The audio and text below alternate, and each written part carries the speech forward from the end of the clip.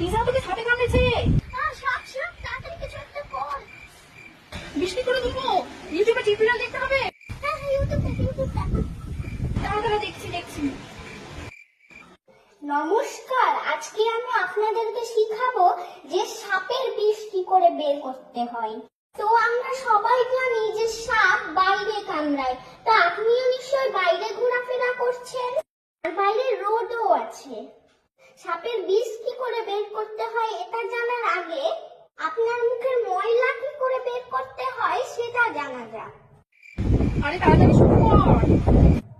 এবার আসি টপিকে।